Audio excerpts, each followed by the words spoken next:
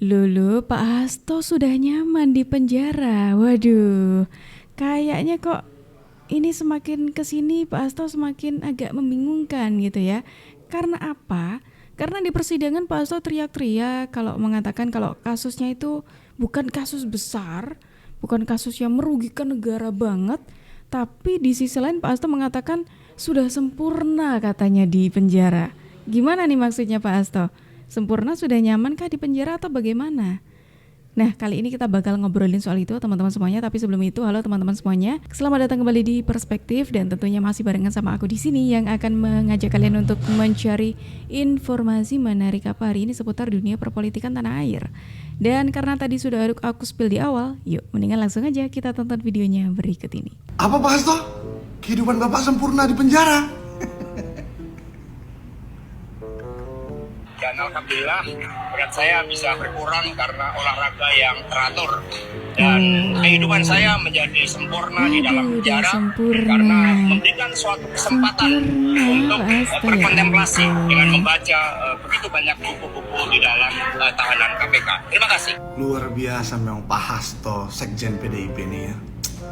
Vibes-nya itu loh, vibes-nya selalu positif sekali gitu. Ini jangan-jangan setelah narasi Pak Hasto yang ini, jadi banyak orang yang kepengen masuk penjara. Karena apa? Masa kata Pak Hasto masuk penjara sempurna? Oh iya juga ya. Dan juga, Pak Hasto iya. juga bilang, Pak Hasto banyak jangan. berkontemplasi, merenung, memikirkan, dengan baca buku dan segala macam. Dengan begitu banyak buku katanya kan. Mungkin buku-bukunya udah pada habis dibaca semua Pak Hasto. Jadi saya berpikir untuk memberikan kenang-kenangan kepada Pak Hasto, tapi saya bingung nitip lewat siapa. Mungkin bisa saya ke KPK, saya titip di resepsionisnya mungkin, ya kan nanti ada ini rencana saya Pak, mau ngasih Bapak. Ini buku gambar anak saya. Oh iya ampun, oke. Bapak bisa mewarnai, jadi jangan hanya baca buku, mewarnai juga beraktivitas tuh. Nih, ini ada mewarnai es krim. Nih. Tinggal ngikutin ini. Tapi agak ini juga ya teman-teman ya, kalimatnya Pak Hasto itu soalnya merujuk ke hal yang positif. Soalnya Pak Hasto mengatakan katanya di penjara itu Pak Hasto merasa hidupnya sempurna seperti itu. Sempurna. Jangan sampai ditiru orang lain ya Pak Hasto ya. Soalnya Pak Hasto mengatakan sempurna, tapi yang seperti aku bilang tadi teman-teman. Ini lucunya adalah ketika Pak Hasto mengatakan sudah merasa hidupnya sempurna di penjara, tapi di sisi lain Pak Hasto dan timnya itu teriak-teriak dan mengatakan kalau kasusnya ini sebenarnya nggak besar loh. Dan bahkan lucunya lagi, ada istilah oplosan yang digunakan di sini. Pertanyaannya ini kasus mau penegakan hukum atau ada perintah, udah ada order, bagaimana caranya agar Sekjen PDI Perjuangan ini menjadi tersangka, apapun caranya, segala cara dihalalkan gitu. Nah, jadi gitu Gus, jadi kembalikan uraiannya. Kenapa kok KPK sebegitu getolnya, kok sebegitu memaksakan perkara Mas Hasto ini? Nah, jadi satu pernyataan kita bahwa Pak Hasto ini bukan maling uang negara, tidak pernah mencuri uang negara. Kalaupun dalam persidangan Wahyu Setiawan, ada Tio, ada Saiful Bahri. Nah, itu kan sudah ingkrah, ada perkara suap di sana. Perkara suap ini juga kita bukan mengaminkan oh itu tidak merugikan negara, tentu ada pelanggaran hukum di situ. Ya, tetapi kan itu sudah selesai. Ya. Itu sudah diputus di persidangan. Dan saya baca tahun 2020 Wahyu Setiawan sudah mengembalikan uang itu kepada KPK, uang itu. Nah, tahun 2020. Ya, artinya dengan kembalikan itu bukan berarti juga tindak pidananya menjadi hilang. Ya, betul. Enggak kan? Nah, tapi artinya kan satu, SOP KPK ini kan jelas diatur nih Gus. Bagaimana kalau tindak pidana terjadi minimal dugaan tipikornya itu minimal 1 miliar. Di Undang-Undang KPK revisi 2019 tuh, betul. Kan? Di SOP-nya mereka. SOP-nya mereka ya. Nah, jadi artinya kok sampai sebegitu getol ini jauh dari SOP, tapi Hasto ini pokoknya harus segera dibikin tersangka, harus ditangkap. Gak maksud saya Gus, ini terlalu besar sekali lembaga KPK ngurusin yang begini. Dan di dakwaan jaksa sekarang tuduhannya kan 600 juta, nggak sampai 1 miliar. Itu yang bikin konyol tuh, itu yang bikin konyol. Maka kalau bahasa saya ini oplosan hukum nih. Oplosan hukum. Bahkan ada istilah oplosan hukum katanya. Gara-gara apa? Gara-gara Pak Hasto Kristianto itu jadi tersangka. terus kemudian ditahan, yang katanya ini tuh nggak terlalu merugikan negara loh, Pak Hasto tuh terlalu kasusnya ini tuh kecil gitu. Tapi bukan berarti mengecilkan kasus dong ya. Masa ketika Pak Hasto dikasih ya hukuman seperti itu yang harusnya memang diterima, tapi kok rasa-rasanya kayak melindungi sosok ini nih gitu. Bahkan sampai menyebut istilah oplosan hukum. Oplosan hukum. Orang-orang di KPK itu adalah komplotan Jokowi. Mereka hasil 30 juta US dollar revisi undang-undang yang didanai oleh Jokowi. Mereka disiapkan oleh Jokowi untuk melindungi Jokowi.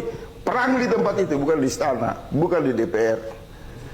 Mereka harus menempatkan satu ruang peperangan yang jelas. Datang berhadapan dengan orang-orang KPK itu. Laporan sudah banyak, bukti tersedia. Alasan apa Anda tidak segera memproses, menangkap Joko Widodo?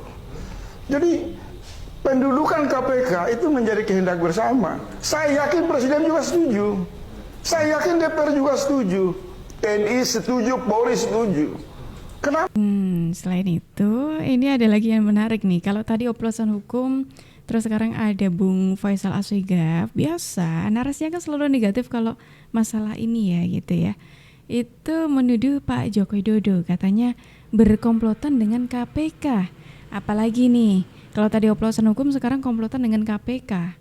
Bagaimana Pak Febri yang semula memegang prinsip pemberantasan korupsi, kemudian dia malah justru membela para tersangka korupsi. Saya pribadi tidak ragu ada peristiwa pultoid deliknya di situ. Bahwa memang terjadi peristiwa pidana yang harus dipertanggungjawabkan oleh Hasto. Tetapi ketika Febri muncul sebagai pembela seseorang dalam kasus korupsi, nah ini yang dianggap sangat tidak pantas gitu. Sudah terbukti kan pimpinan sekarang itu secara putusan MK itu mereka ilegal sebenarnya. Ya paling tidak hakim akan melihat bahwa sebenarnya di KPK itu ada banyak problematik di dalam menentukan seorang tersangka. Pertanyaan kita adalah dalam periode ke periode selalu saja ada prioritas. Bayangin aja baru seminggu mereka dilantik itu menjadi prioritas. Ini menariknya adalah teman-teman kalau kita bicara soal kasusnya Pak Hasto, nggak cuma kasusnya Pak Hasto aja yang bikin menarik, tapi kuasa hukumnya, tim kuasa hukumnya Pak Hasto yang bikin menarik juga gitu. Karena ada salah satu mantan jubir KPK yang memilih untuk ada di pihaknya Pak Hasto, yang ketika kita coba mencari tahu gitu ya rekam jejaknya, ternyata beliau ini juga pernah menjadi tim kuasa hukumnya kasus yang cukup besar dan cukup rumit juga di Indonesia, yaitu kasusnya waktu itu kasus dari mantan Syahrul Yassin Limpo dan juga kasusnya Verdi Sambo nih. Makanya ketika sekarang ini menjadi tim dari pihaknya Pak Hasto nih, ya banyak orang yang bertanya-tanya, kok bisa beliau ini nih ada di kasus-kasus yang cukup kontroversi. Mari kita bahas satu persatu permainan politik kelas receh dari Hasto Kristianto. Orang ini sekarang sedang berusaha mencitrakan dirinya sebagai korban kriminalisasi, seolah-olah dirinya adalah martir demokrasi yang dizalimi oleh penguasa. Padahal faktanya, Hasto sedang berusaha menyelamatkan dirinya sendiri dari jerat hukum kasus suap Harun Masiku. Kita mulai dari klaim utamanya. Saya jadi tersangka karena kritis terhadap penguasa. Serius, Hasto? Sejak kapan mengkritik pemerintah itu otomatis bikin orang jadi tersangka? Lihat Rocky Gerung, tiap hari kerjaannya nyerang Jokowi dengan kata-kata kasar, bahkan sampai level penghinaan. Apakah dia pernah jadi tersangka? Enggak. Lihat Faisal Asegaf. Mulutnya enggak kalah tajam, Jokowi dan keluarganya dihantam habis-habisan. Betul. Apakah dia ditersangkakan? Tidak enggak juga, Amin Rais. Kritiknya bahkan sudah kelewatan, sampai bawa-bawa isu rasis. Apakah dia ditangkap? Tidak. Jadi klaim Hasto bahwa dia dikriminalisasi karena kritis terhadap Jokowi, itu gugur total. Itu terbantahkan. Sekarang, mari kita bahas kasus suap Harun Masiku yang coba ditutup-tutupi Hasto. Faktanya, nama Hasto sudah dikaitkan dengan kasus ini sejak tahun 2020, 4 tahun yang lalu. Bukan sesuatu yang baru. Saat itu penyidik KPK seperti Novel Baswedan dan Yudi Purnomo sudah membongkar bahwa ada upaya OTT terhadap Harun Masiku dan Hasto di PT IKA. Tapi anehnya, saat itu petugas KPK justru disandera dan akhirnya kedua orang ini lolos. Bukan cuma itu, saat KPK sedang mengusut lebih dalam apa yang terjadi, banyak penyidik yang menangani kasus ini justru digusur lewat tes wawasan kebangsaan TWK. Bayangkan, penyidik yang sudah berpengalaman puluhan tahun tiba-tiba dianggap tidak lolos TWK. Ini jelas ada permainan. Dan sekarang, setelah sekian lama KPK akhirnya berhasil mengumpulkan cukup bukti untuk menyeret Hasto ke pengadilan. Apakah ini kriminalisasi? Tidak. Ini keadilan yang tertunda. Lalu ada klaim, saya diancam akan dijadikan tersangka jika PDIP memecat Jokowi. Coba kita telaah logikanya. Jika benar ada ancaman seperti itu, mengapa Hasto tidak menyebut siapa pejabat yang mengancamnya? Ini sidang pengadilan, bukan forum gosip. Jika ingin meyakinkan hakim, tunjukkan bukti, beri nama. Tapi nyatanya, dia hanya bilang, ada utusan pejabat negara. Aneh, bukan? Dikasih spill, bikin kita Jokowi penasaran, sendiri tapi sudah ya meminta udah, agar gitu. Hasto mengungkap nama pejabat itu ke publik. Tapi apa yang terjadi? Hasto dan kubunya diam 1000 bahasa. Di internal PDIP sendiri, klaim ini simpang siur. Jubir PDIP, Deddy Sitorus, bilang utusan itu datang ke DPP. Tapi bocoran dari Tempo bilang utusan itu datang ke Hasto langsung. Terus, utusan ini siapa? Ada yang bilang kurir partai coklat alias polisi. Ada yang bilang pejabat negara. Ada juga yang menyebutnya orang yang berkuasa. Iya juga, kalau dipikir ternyata narasi-narasi atau permainannya Pak Hasto di balik kasus ini cukup receh juga ya.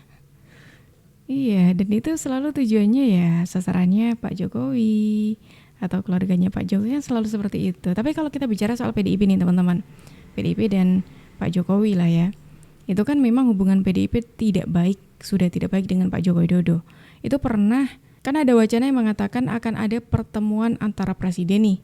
Terus kemudian ada respon dari PDIP yang mengatakan ini kalau soal pertemuan ya, soal pertemuan antara Pak Jokowi dengan Ibu Mega, banyak akar rumput yang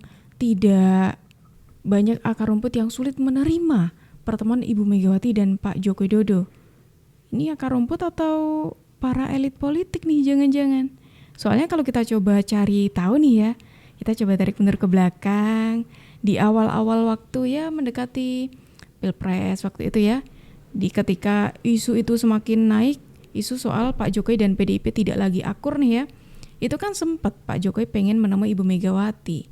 Cuma katanya nih, Pak Jokowi harusnya bukan ketemu Ibu Megawati dulu, harusnya ketemu yang lembaga di bawahnya, yang pasti itu merendahkan Pak Jokowi banget sebagai presiden waktu itu. Sekretaris Jenderal PDIP Hasto Kristianto mengatakan Presiden Joko Widodo tidak bisa langsung bertemu dengan Ketua Umum PDIP Megawati Soekarno Putri lantaran anak-anak ranting Partai Moncong Putih tersebut tidak rela Jokowi bertemu dengan Mega. Dikutip dari CNN-Indonesia.com, Sekjen PDIP Hasto menyatakan bahwa bukannya PDIP tidak mau Jokowi bertemu dengan Mega. Namun anak ranting partai masih mempermasalahkan andil Jokowi dalam kecurangan pemilu 2024 dengan menuding Presiden melakukan abuse of power dalam pemilu. Sebelumnya Presiden Joko Widodo pada tahun ini tidak melakukan silaturahmi dengan Ketum PDIP Megawati. Padahal Jokowi ketika momen Lebaran selalu bersilaturahmi kepada Megawati Soekarno Putri. Ya, silaturahmi kok dilarang. Ya, silaturahmi untuk tujuan yang baik ya harusnya diperboleh. Dalam suasana lebaran. Nah, makanya tadi aku tanya kan, ini kira-kira yang sebenarnya nggak ingin adanya pertemuan itu elit partai atau memang benar akar rumput? Orang kalau kita coba cari tahu, Pak Hasto sendiri yang ngomong, ini Pak Jokowi kalau mau ketemu Ibu Megawati harus lewat ini dulu. Bukannya Ibu Mega nggak mau ketemu, bukan kayak gitu katanya seperti itu. Kok bisa tuh, bahkan sampai Mas Gibran tuh menyindir juga ya. Kalau semisalkan ini tujuannya kan baik, untuk pertemuan baik, kok malah dilarang itu kenapa? Jokowi dan Puan ternyata sangat akur. Apa jadi sinyal damai dengan PDIP? Guys, kalian tahu nggak? Ternyata kemarin tuh dalam acara buka bersama Partai Nasdem, Jokowi dan Puan Maharani tuh akur banget loh. Bahkan keduanya duduk bersama dalam acara tersebut. Apa ini bakal jadi sinyal damai antara PDIP dan Jokowi ya? Terus gimana dong sikap Megawati yang selama ini paling keras ke Jokowi? Jokowi sendiri kemarin juga ditanya gimana hubungannya sama Megawati. Jokowi bilang, belum ada janji ketemu, tapi ke depannya semuanya juga tetap baik-baik aja. Sementara Puan juga mengaku hubungannya dengan Jokowi sangat baik dan hangat karena emang nggak ada masalah apa-apa. Kalau menurut kalian, mending PDIP dan Jokowi ini damai aja apa enggak guys? Udah fix nih Mbak Puan dirangkul sama Prabowo. Tapi sama PDIP juga nggak ya? Prabowo Subianto melantik 31 duta besar pada Senin kemarin. Menariknya, salah satu dari duta besar yang dilantik adalah sosok bernama Junimart Girsang, yakni seorang kader PDIP yang dipercaya menjadi duta besar Indonesia untuk Italia. Pemilihan Junimart ini tentu menarik karena selain berstatus sebagai kader PDIP, ia juga kerap dipandang sebagai salah satu loyalis Puan Maharani. Menariknya lagi, sejumlah politisi PDIP diketahui tidak memberi banyak respons soal pelantikan Junimart. Guntur Romli contohnya yang justru mengaku terkejut nama Junimart akhirnya dipilih. Lantas, apakah pemilihan Junimart ini adalah akibat pendekatan yang dilakukan Puan kepada Prabowo? Berikan pendapat. Emang ya, kalau kita berbicara anak dan orang tua tuh ada pepatah yang mengatakan buah jatuh tak jauh dari pohonnya. Tapi kayaknya kalau ini yang kali ini agak jauh gitu ya. Karena kalau ibunya ini berusaha untuk menjauh nih ya, dengan alasan apapun, anaknya justru mendekat. Ini terbukti dari pertama kedekatannya Mbak Puan Maharani dengan Pak Joko Widodo.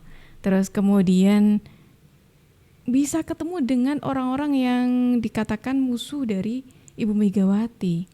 Terus kemudian yang terbaru nih, ada ya bisa dikatakan orang yang dekat dengan Ibu Puan Maharani itu baru saja dilantik oleh Pak Prabowo Subianto. Gimana kalau menurut kalian? Silakan tulis pendapat kalian di kolom komentar ya teman-teman. Silakan tulis pendapat kalian di kolom komentar ya teman-teman. Dan terima kasih karena kalian sudah menemani aku dari awal sampai akhir. Aku Juju pamit undur diri. Sampai jumpa.